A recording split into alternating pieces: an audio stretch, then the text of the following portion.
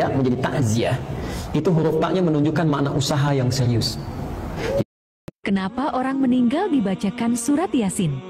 Tolong dijelasin, kenapa orang yang mau meninggal dan sudah meninggal umumnya yang takziah membaca surah Yasin. Pertama, apa itu takziah dulu? Apa itu takziah? Apalagi? Baik, ada sebagian mengartikan takziah itu melayat ya.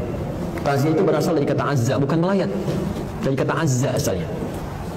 Azza ya'izzu, izzatan, ta'ziyatan.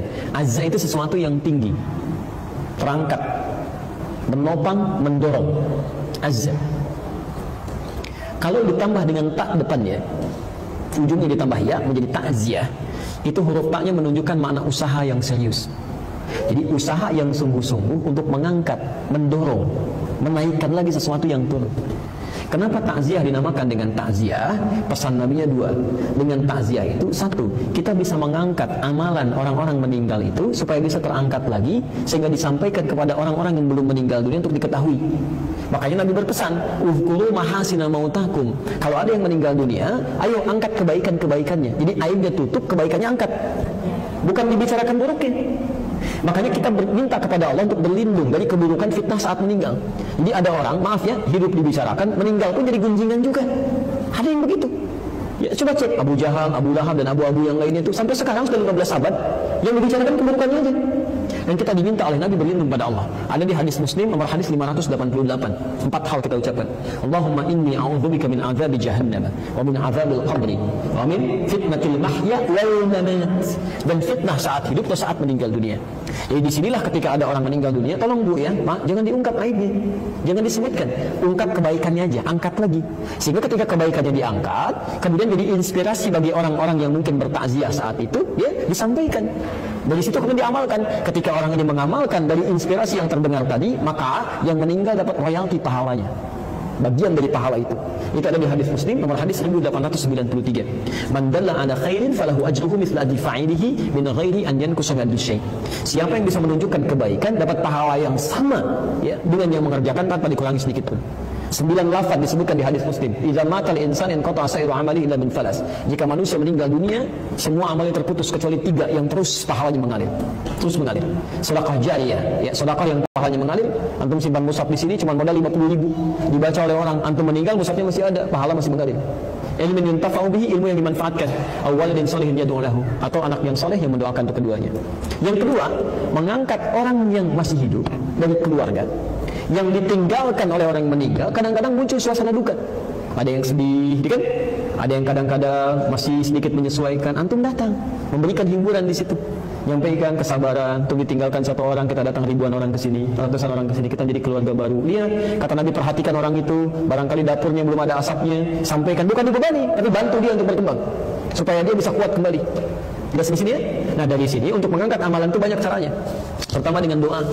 Dengan doa. Ada memang hadis yang mengatakan bacaan surat Yasin, tapi sebagian mengatakan hadisnya dhaif, walaupun ada yang mengatakan hadisnya sahih ya. Tapi kalau saya punya prinsip begini, kalau ada hadis yang diperdebatkan, mendingan ngambil hadis yang tidak diperdebatkan. Udah, lebih selamat, lebih tenang gitu kan. Apa hadis yang tidak diperdebatkan? Salah satunya doa. Ada di Al-Adabul Mufrad nomor hadis yang ke-44, posisinya paling kanan sebelah atas. Karangan Imam Al-Bukhari. Imam Al-Bukhari menulis kitab namanya Al-Adabul Mufrad.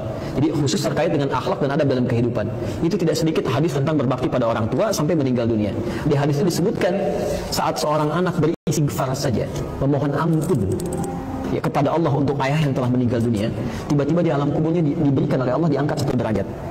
Sampai dia berkata, "Ya Rabb, mahadhi, ya Allah, apa ini?" Dijawab kemudian, "Hadhi istighfar." Ini adalah kalimat istighfar yang dimohonkan oleh anakmu sekarang untukmu. Sekarang. Jadi Anda bisa bayangkan ya, baru istighfar saja, Allahumma rabbighfirli wa liwalidayya warhamhuma kama rabbayani shaghira. Diungkapkan kalimat itu, makanya ketika ada yang meninggal, kalimat istighfar pertama kali, Allahumma ighfirlahu warhamhu wa'afihi wa'fu anhu. Itu begitu Anda ucapkan kalimat itu, diangkat 1 derajat di alam kuburnya. Diangkat. Belum doa. Makanya kata Nabi di hadis sahih riwayat Al-Bukhari menyampaikan isnani, 5 makna, 2 hal yang diharapkan oleh orang yang meninggal. Yang pertama, al-istighfaru lahu, permohonan ampunan untuknya. Yang kedua, ad-du'a bil khair. Jadi silahkan selepas sholat berdoa. Apalagi orang tua, nggak ada mantan orang tua. Ya saya selalu katakan Quran itu memberikan pesan. Maaf ya, keterlaluan kalau ada anak misalnya, maaf dalam hidupnya nggak bisa berbuat baik, saat meninggalnya pun nggak bisa mendoakan. Bahkan kata Quran kalau orang tuanya masih ada, walaupun usia anaknya lebih daripada 40 tahun, misal anaknya usia 70 tahun, orang tuanya 100 tahun, masih ada orang tuanya, itu minimal tetap harus berbakti dengan mendoakannya. Itu ada di Quran surah ke-46 ayat 15. Bahkan mendoakannya yang baik-baik. Ya Allah, hamba bersyukur atas nikmat yang diberikan pada hamba saat ini. Di balik segala kenikmatan itu, ya Allah, mohon berikan semua pahalanya untuk orang tua saya juga. Berikan kebaikan untuk orang tua saya juga.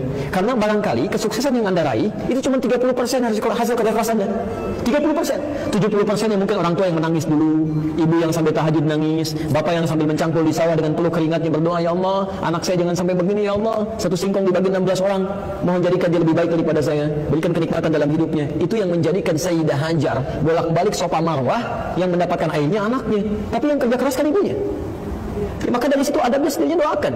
Sudah hidup gak bisa memberikan senyuman, sudah meninggal gak bisa mendoakan juga. Dan Anda mengakui sebagai bagian orang tua gitu ya, itu tidak tepat. Ya, dan doanya yang baik-baik ya, begitu masuk rumah sakit minta kesembuhan, minta kebaikan, bukan dibalik. Orang tua saat anaknya masih kecil, dia sakit sampai mempertaruhkan nyawa kan.